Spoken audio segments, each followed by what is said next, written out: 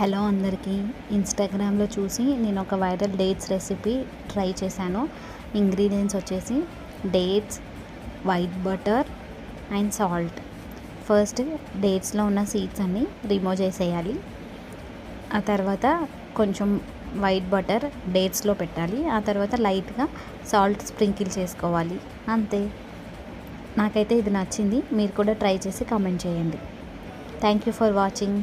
Please subscribe to our channel.